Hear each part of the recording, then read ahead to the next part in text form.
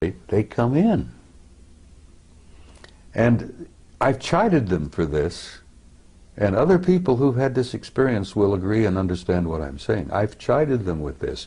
They pour information into my head that's like Niagara Falls. I mean, it comes pouring in, and I'm almost unable to deal with the volume of it.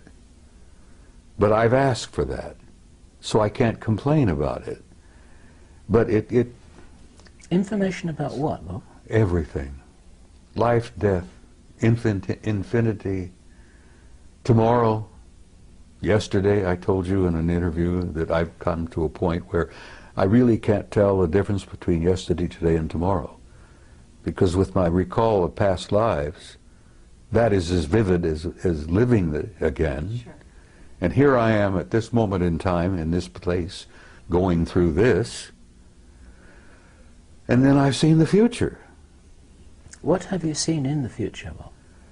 Well, the thing that keeps me hopeful and positive is that I've seen a gorgeous future. I've seen a beautiful future for the human race. I've seen a future for this species like I saw at Melina for 6 weeks, of what it can be.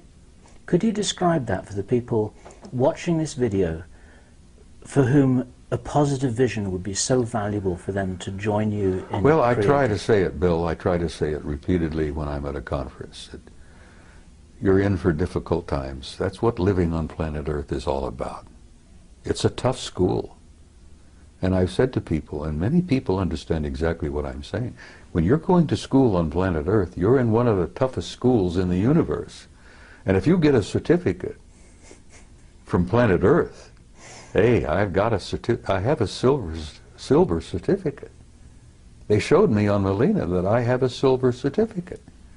One day outside the lecture hall, took me to the library, and there was a table with scrolls all over the table. And they picked one up and said, "This is yours."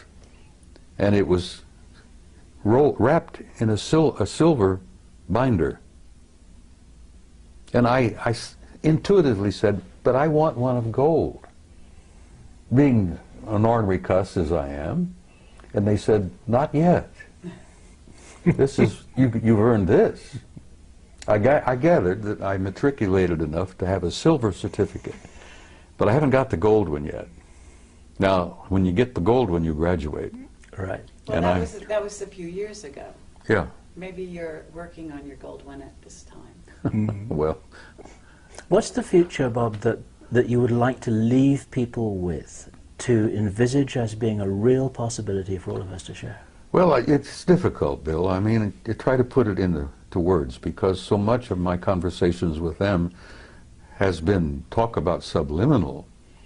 It's been a psychic exchange where they show me and share things with me where words are never needed. I think you understand what I'm saying here. I understand what you're saying. I guess it's a type of telepathy. Because I had seen many times in my visit there that they didn't seem to talk to each other verbally very much, but they all seemed to know what each and everyone was doing. They were communicating with each other subliminally. I would leave in closing, just briefly. There is no death.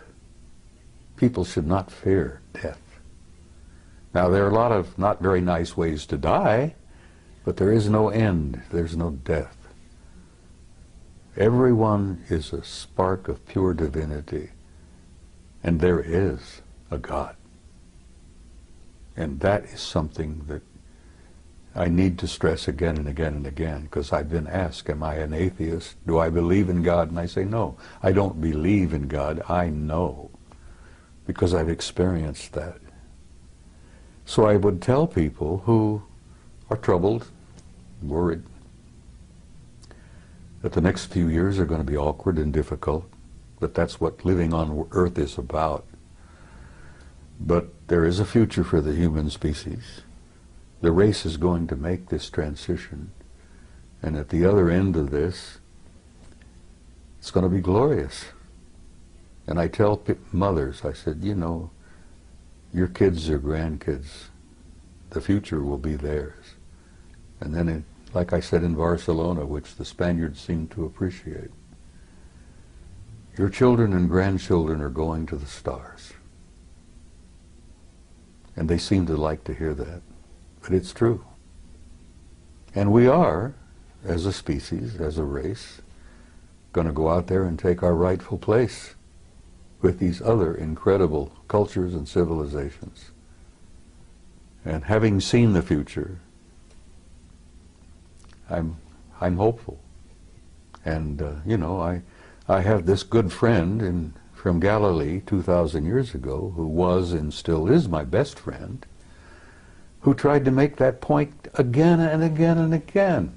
And those of us who were with him at that time were a bunch of nitwits, and we didn't begin to grasp what he was trying to tell us. But he really essentially was telling us what I've just told you. The human race is not a mistake, it's not an accident, and there is a purpose and there is a meaning in life, and there is a future. And don't be afraid. And that's about all I can say. For me, Bob, that's a fabulous message to end with, and thank you. Thank you for that. Thank you, Bob. Do we have anything else? We have nothing else. We have to nothing add else. To that. Oh, I know you do. Lovely, You have questions you lovely. haven't asked yet. Well, we're gonna let you go at this point, unless you have something that you haven't said after all this. There's a hell of a lot I haven't said. Well, But, as I this, jokingly told but you I one give time. you a lot of rain, Well, believe it or not, even though I I've jokingly seen, like, told you one time, and I'm serious. If you get me a good Jack Daniels, I might go on for 2 hours and tell you things that would curl your hair. Well, Being a gentle lady as you are, I could share things with you that you wouldn't believe. well, I'd like you to try. Let me tell you something else that Yeshua said. He said there are things I could tell you that you could not bear. But he was talking about life on this planet. Sure. And as he was getting ready to leave, he said, the prince of this world comes. He has no dominion over me, but I will send a comforter to you until I see you again. And I've often wondered about who the prince of this world was, who didn't have any dominion over him. Right. And I have learned since that every planet has a kind of a caretaker, an authority. Every system has a higher authority. And the galaxy is divided into 4 parts, quadrants. And the Galactic Federation headquarters isn't even in our galaxy.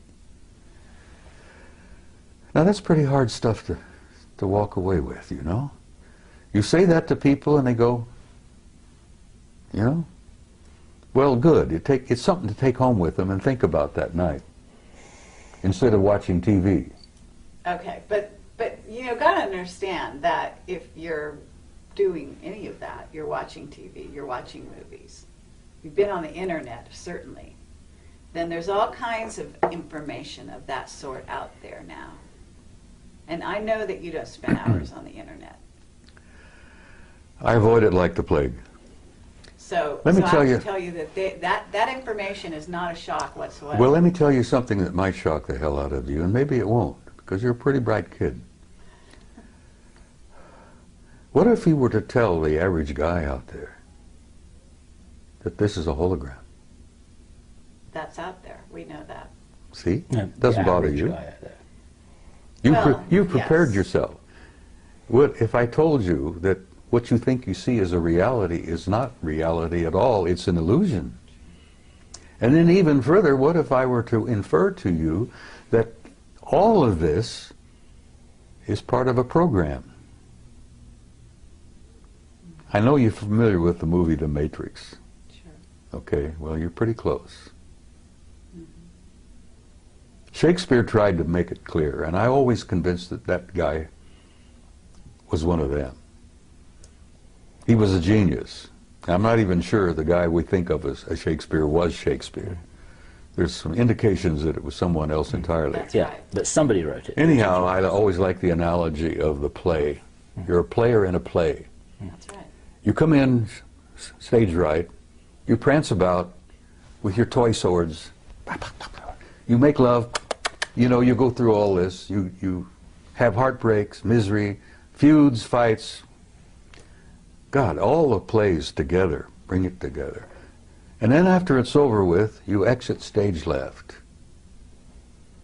And the audience out there in the universe calls for author, author, author, you know.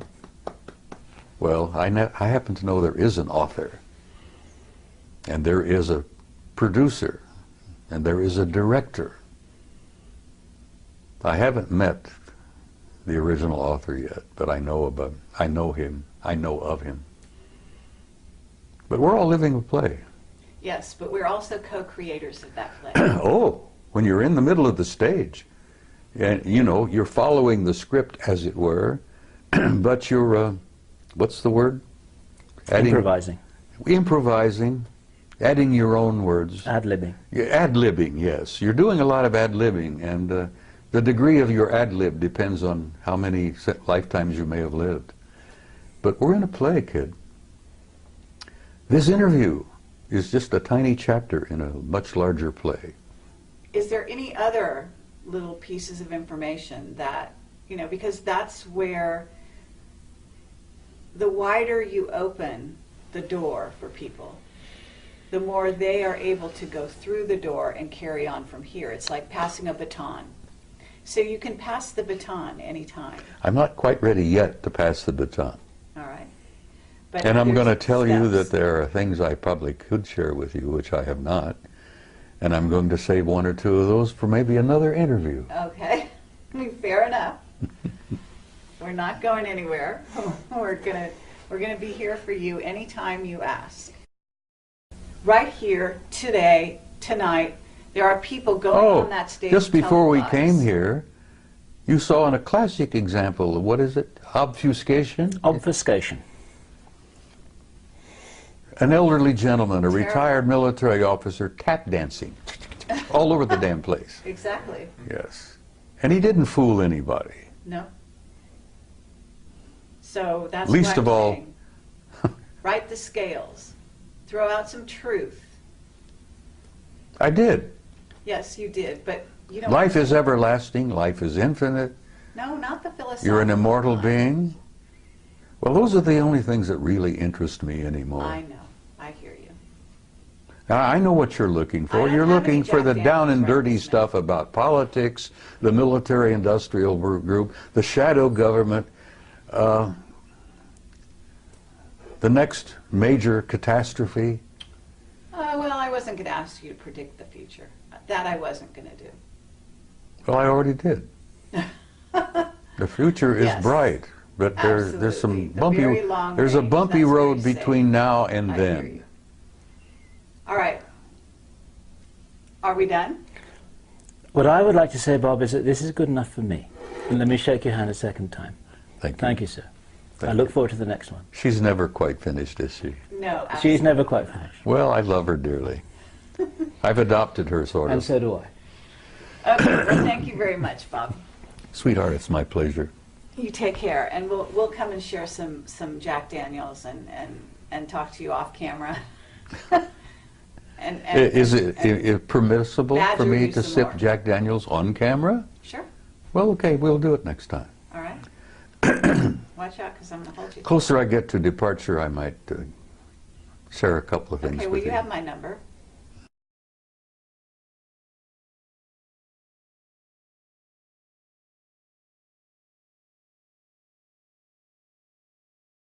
We're rolling. Okay. Well, Is that- I'm just not going to let you this- get away with murder. That's okay. Oh, Bob. Oh, I would never think of that at all. Yeah, right. It's I'm a- just that, you know, you're kind of a wily old guy. Go ahead, use the word you were thinking of. Yes, a wily old.